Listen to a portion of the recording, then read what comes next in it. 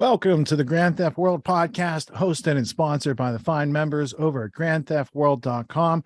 If you haven't already, go ahead and click join membership, see the options, and if you like the show, support it, share it with friends. Tonight, we're going to break into episode 132. We have a lot of stories that have happened in the past week. As much time as we spent covering the news last week, they just went out and made more. So last week, you heard Tucker Carlson got fired, or at least he got put on hiatus, got his show taken away, but he's still under contract. There's some nuance and complexity to it. But the good news is Tucker's back. He's on Twitter, which is, of course, the land of free speech and all that exists to resist the World Economic Forum, globalist, Great Reset agenda. And then next story. Oh, Twitter has a new CEO from the World Economic Forum that is completely against the agenda that we all just thought maybe Tucker was going to go out and support. He's going to have some new types of platinum handcuffs. He's new and upgraded. Instead of just having like a Fox minion over him, now he's got somebody who's a World Economic Forum young global leader to be the CEO over there. So we're going to see. Did he know about that when he made that verbal agreement with Mr. Musk? We do not know, and we might not even find out till next week. So there's a new CEO of Twitter. New CEO of Twitter was chairman of the board and executive board member of the Ad Council, while they produced and published a propaganda film starring U.S. war criminals directing Americans to follow emergency orders. You want to see? So the new CEO of Twitter, was chairman of the board and executive board member of this ad council that did this. Let's watch a little. Right now, the COVID-19 vaccines are available to millions of Americans, and soon they will be available to everyone. This vaccine means hope. It will protect you and those you love from this dangerous and deadly disease. I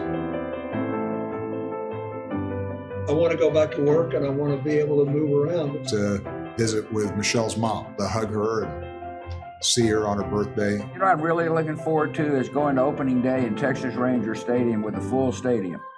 I got that, guys. We've lost enough people and we've suffered enough damage. In order to get rid of this pandemic, it's important for our fellow citizens to get vaccinated. I'm getting vaccinated because we want this pandemic to end as soon as possible. So we urge you to get vaccinated when it's available to you. So roll up your sleeve and do your part. This is our shot. Now it's up to you. While it's certainly possible that Musk is playing 4D chess here, a prevailing sentiment among the replies is that Twitter was fun for a few months. See you guys in the gulag. Only can hope it's wrong. Here's another video of her, by the way. This is the lady. She's coming from NBC. There's no bigger liar in corporate news than NBC News. They'll smear you if you go against the establishment. And even if you're a soldier, even if you're currently serving in their illegal wars and you're a captain or you're a what do you call it, officer. That's what they did to Tulsi Gabbard because she told the truth about Syria and they smeared her as a traitor to our country. That's what people like her do. Linda Yaccarino here, class of 1980. We're not here to talk about that. We are here to talk about masking up or packing up. I promise you, we're doing good so far. Just keep your distance, get your hands washed. And everything I'm telling you is based on zero science. Keep your 6 foot distance. Why 6 feet? Nobody knows. We just made it up, pulled it right out of our asses. Often, get tested often, and wear your mask.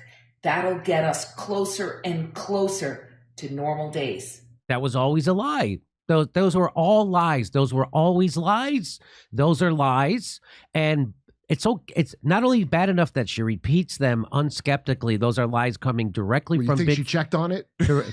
She's not going to do her own research. Why would she be skeptical? She's not even going to bother looking into it. She repeating lies from big pharma, and the captured agencies. That she's in the news. She would know that they're captured by big pharma, and so you should be skeptical of anything they're saying. Of course, she isn't. Here we go. We are resilient. We are tough. Keep doing it. And we'll be back at Beaver Stadium before you know it. Watch your mouth. Mask up or pack up. We're almost there. We are. Can you elaborate on the pack up? She never elaborates on pack up. What does pack up mean? So Elon Musk asked if he should step down as Twitter, and they said yes, so he's abiding by it. He asked that back in December. He took 5 months. He said, I'll resign as soon as I find someone foolish enough to take the job. Well, he certainly did.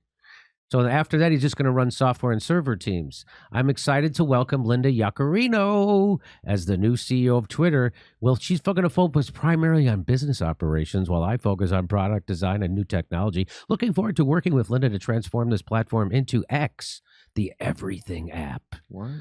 Elon Musk names NBCU executive Linda Yaccarino new Twitter CEO. Elon Musk named former NBC Universal advertising chief Linda Yaccarino as Twitter's new CEO as the company tries to reverse a plunge in ad revenue. Yaccarino will take over a social media platform beset with challenges and a heavy debt load after she spent several years modernizing the advertising business at NBC Universal, which is owned by Comcast. Since Musk acquired Twitter in October, advertisers have fled the social media platform, worried that their ads could appear next to inappropriate content after the company lost nearly 80% of staff. They didn't lose it. He fired them. Because they were useless. Because they were useless. They were absolutely unnecessary. Imbecile, maniac, useless. This is Reuters. By the way, Reuters directly, it might as well be coming straight from the WEF. Klaus, whatever. Also, this is the establishment on steroids, is what whatever you read from Reuters. It went through a couple of think tanks, Wall Street, military-industrial complex, big pharma. They threw it over to the WF, and then they printed it. Oh God, Kurt, it gets worse. It's back. I know this is going to especially stick in your craw. Why? She was very excited at her last job. She spent $100 million on social justice initiatives. Oh, like what? Why would it not like that? $100 million. Not $100 million in helping their employees get health care or whatever. Talk about, things that my company is doing to Comcast accelerate, right? I think NBCU, which is owned by Comcast, which I think is owned by Comcast. Yes, okay, that's why. Accelerate what we were doing already, but realizing that it wasn't enough. So what immediately started happening was that under the leadership of Brian Roberts and Jeff Shell, Comcast set up a fund to the value of $100 million to fight social justice and equality. Things that my company is doing to accelerate, right? To accelerate what we were doing already, but realizing that it wasn't enough. So what immediately started happening was that under the leadership of Brian Roberts and Jeff Shell, Comcast set up a fund to the value of $100 million to fight social justice and equality. And obviously supporting many, many important groups. But it really made a very public statement that we're going to put our money where our mouth is. We're not going anywhere. And it inspired action across every corner of our company. Because what it also did was make the leadership of our company accountable. We have this $100 million. What are you doing? Not to the paying customers, again. Not to any of their customers they screw over. Accountable to the who for what? Comcast executives are accountable to who and for what? They're not what? They're the one. What? Comcast executives are the ones who are corrupting our government. You knucklehead. They're going to be held accountable. The next story. Last week there was a tragic story about a homeless man who found his demise after struggling for several minutes on the subway car in New York City. And people have called the 24-year-old Marine a murderer. And we discussed last week how there wasn't enough evidence on this situation. We would like to see some more footage, see what the actual thing was, because there's a lot of people who have that thing from Office Space. I actually went to production, the jump to conclusions, Matt, and they use it all the time. They jump to conclusions, they're over here. They jump to conclusions, they're over here. We wait till that facts and evidence and video data gets sifted down. Now you can see that he was actually given a support position, that he was given first aid treatment, not the hallmark of a murderer. Accidental deaths happen all the time, especially when you dance and then demand that people give to you as your means of making your way through this world. It's called coercion. It's immoral. It's unethical. And we'll get into that story tonight, but there has been an update and I wanted you to know about that. And the dirty, deranged dancer headlining this week's freak show is this guy. This is Jordan Neely, a homeless Michael Jackson impersonator out of New York. His performances have captured the hearts and minds of New York subway riders for years. And it's easy to see why. He was the most passive, beautifully a gentleman. And you know, this is consistently, I've never seen him aggressive. I've never seen him have a problem with the public.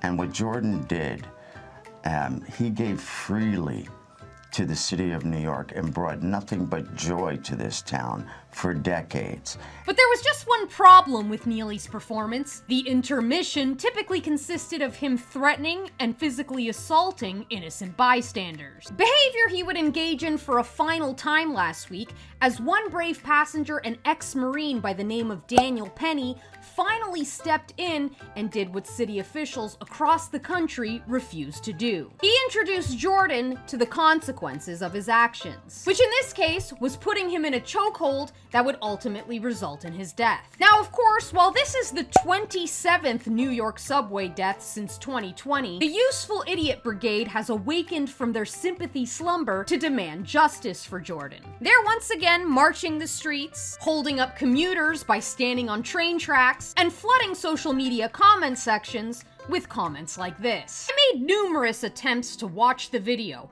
but I just can't bear it. I am overwhelmed from what I see daily on social media platforms in terms of violence. There is a great deal of hatred and xenophobia in our society, which pains me as a minority. This man didn't deserve to die. In many ways, the system failed him, communities failed him, his family failed him too. He was far too young to leave this world and meet his fate in such a cruel, inhumane manner. And here we have what appears to be an entitled vigilante lacking empathy, critical thinking skills, and rationale, who should be behind bars facing an arraignment for homicide. Mayor Adams made a pitiful response on CNN to what happened. So did Governor Hochul. I am ashamed of both. Justice is what is needed for this victim, certainly not posturing or assigning blame to the victim. What is wrong with people? Funny how he shames the system, the community, his family, and the mayor, but doesn't shame the criminal. Fool me once, shame on you. Fool me twice, shame on me. But fool me thrice, and a statue goes up in your honor. Of course, it wouldn't be a story without AOC's 2 cents. She claims that the deranged bum was murdered for crying for food. Jordan Neely was murdered, but because Jordan was houseless and crying for food in a time when the city is raising rents and stripping services to militarize itself while many in power demonize the poor, the murderer gets protected with passive headlines plus no charges. It's disgusting. That bitch is evil. No, I gotta ask, where were the bleeding heart liberals when 32-year-old soccer player Akeem Loney was stabbed to death while sleeping on a New York train in 2021? Oh, that's right, his life didn't matter because it was taken by another talented dancer. I mean, honestly, the whole thing is probably a false flag, but that doesn't mean the sentiment isn't very real. I've said it before and I'll say it again. The message is very clear. Defund the police because they're inherently racist, but don't protect yourself because that's murder, and also don't run away because white flight is a microaggression. And we don't take too kindly to microaggressions around here. We much prefer straight up aggression, as long as it's committed by a member of the protected class, of course. Here in New York, the subway rider who put a homeless man in a fatal chokehold is free on bail tonight after being arrested on a manslaughter charge. Stephanie Gosk has late details. The protests and calls for criminal charges were answered. Daniel Penny was arrested for killing Jordan Neely. Early this morning, the 24-year-old walked into Manhattan's 5th Precinct. He did so voluntarily and with the sort of dignity and integrity that is characteristic of his history of service to this grateful nation. The former Marine is accused of manslaughter in the 2nd degree, a charge carrying a maximum 15-year sentence. Penny was released on $100,000 bail. Trump, he's liable for rape, but he didn't do the rape. And it's an interesting case. They had to change the law just to bring the lawsuit. It was out of the statute of limitations, and they put some squiggly lines on a piece of paper. All of a sudden, statute of limitation doesn't apply to this case. All sorts of things came out. Most interestingly was some video footage from the Anderson Cooper. CNN was interviewing Trump's accuser, who just got awarded $5 million. And you could judge for yourself from the clip. Last but not least, RFK Jr. He's been on the interview circuit. He's running for president. He's done many interviews, and a lot of times you hear kind of the same thing, and that's okay. That's good. I don't have to see every interview, but I did catch one with Russell Brand where he said not the same thing he usually talks about. And you get to hear some intimate family known details about his Uncle Jack and the people he was up against. And those same people just helped to throw the election for the sitting president. I think they're still in power. Maybe this is still a relevant story. Maybe there's justice still to be had in this situation. Maybe we don't have to live as a subjugated people. How can you talk out, speak out openly against these kind of interests, let alone try and mobilize a political movement and stand against them without serious fear of, assassination? Let me answer the first question. Your first question was, why do I say that the case against the CIA in terms of the assassination of my uncle is beyond a reasonable doubt? The answer to that would take us a 10-hour podcast to even summarize, because the amount of information is so voluminous at this point. There are more than 1 million documents, including all the documents that show that Lee Harvey Oswald, that they recently released, which we already knew, but it came as a shock to the United States because the president never reports it. And Lee Harvey Oswald was a CIA asset. Americans didn't know that. Certainly the Warren Commission didn't know that. And Dulles made sure that they didn't know it. He was recruited when he was at the Atasui Air Force Base in Japan. He was a Marine radar operator who was in charge of the U-2 flights. And then he defected to the Soviet Union. It was a fake defection that was organized by James Jesus Angleton, who was the director of counterintelligence at the CIA. And it was directed to uncover a mole at Langley. They knew they had a mole at Langley. And that mole, incidentally, was never caught. But that mole did tremendous damage to U.S. national interest. And one of the things that mole did is it allowed the CIA believe that the U-2 flights were CIA. They weren't Air Force.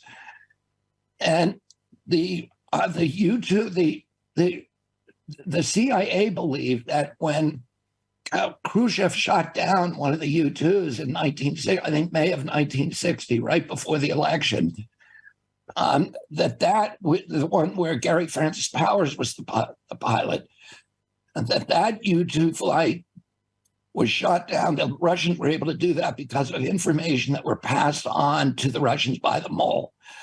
So they got Lee Harvey Oswald to defect, to do this very, very loud fake defection that was covered in all the papers then, because it was a U.S. Marine walking into the American embassy and denouncing his citizenship and saying he wanted to be a citizen of Russia. So he does all that. And then what they thought is when he did that the Russians would be very worried about who is this guy. And they would send a message to their mole saying, get us his file. And they had a trigger system on his file, so anybody who touched it, they know that that was the mole.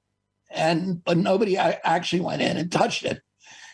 And so 2 years later, they brought him back. And he, in this weird situation where Lee Harvey Oswald goes back to the U.S. Embassy from which he's defected and says, I want my passport back. And they give it to him. And can I borrow $600? They gave it to him for an airplane ticket. They sent him to Dallas, where he's picked up at the airport by George Morenshaw, who's a CIA asset, and then, who gets him the job at the book depository, among many, many other things. But we know everything about what Lee Harvey Oswald was doing at that period and before and after. We know his constant interactions with CIA handler. His CIA handler was a guy called David Atlee Phillips. I've talked to Cuban assassins who saw Lee Harvey Oswald in Dallas in October of 1963 with Lee Harvey Oswald. But Lee Harvey Oswald then did this, somebody did a fake defection of him to attempted defection to Cuba.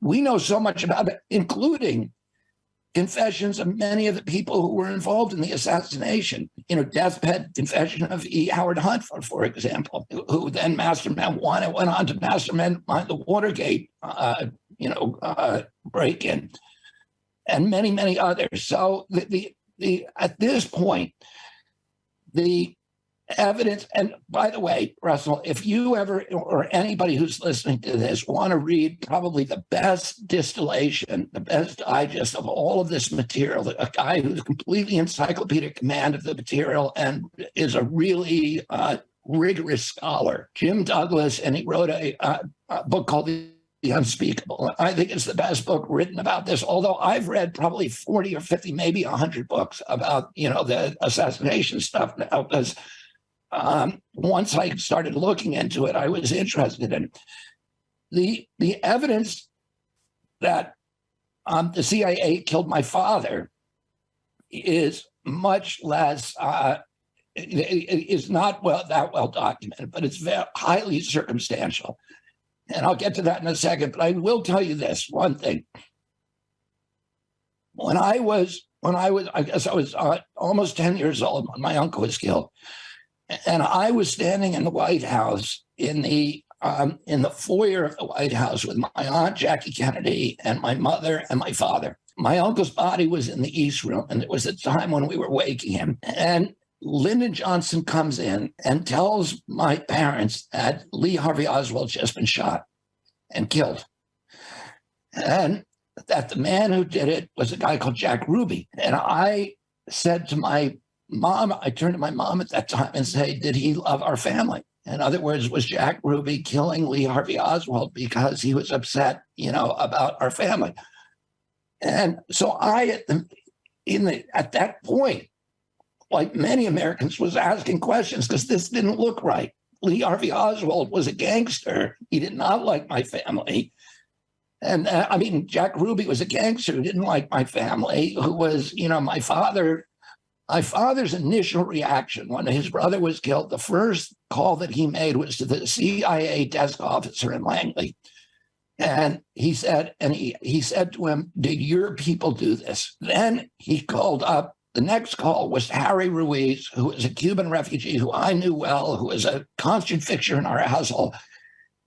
He had been at the Bay of Pigs. He had fought side by side with Castro and the Sierra Maestre. After they all came back from Mexico, he was an engineer. He had been very close to Castro, then turned on Castro when Castro went communist.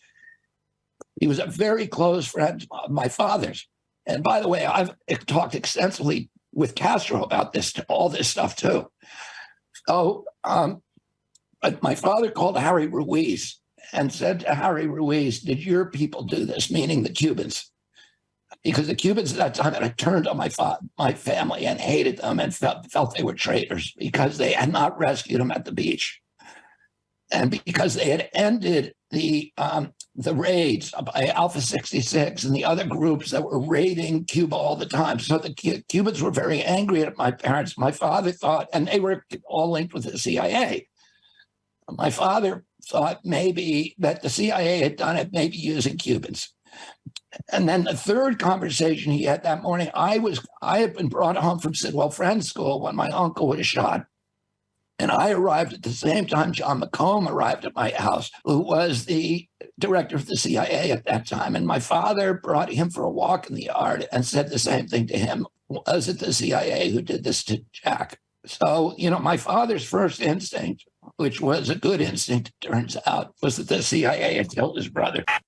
We're going to find out as we go through the news, break it open, juxtapose it, smash it into some contextual evidence, artifacts, some deeper thought and study on these things, so you can have a non-fragmented understanding of this past week's news. Let's go to tonight's kickoff with Luke Rudowski from wearechange.org and thebestpoliticalshirts.com. Target, because I heard that their new Pride collection was out. So let's take a look. This is a special swimsuit. It is invented for tucking. Live, laugh, lesbian. Are they amoebas? These don't even look like people. Queer. This right here. These are baby clothes. They say that grooming isn't happening. Then why are there Pride baby onesies? Trans people will always exist. This is the ugliest shirt I've ever seen. I don't care if you're queer. Why would you wear this? This is ugly. Kids going to a pride parade. You got a little pride skirt for your kid. Super queer. It's like a superpower. Honestly, Target, what is going on? This is pretty disgusting. A whole collection for Pride. The tucking bathing suit, though. This is something new. I have yet to see a bathing suit that is for tucking. Wow. To be fair, there is a lot of money to be made during fifth generational warfare. So, there's that.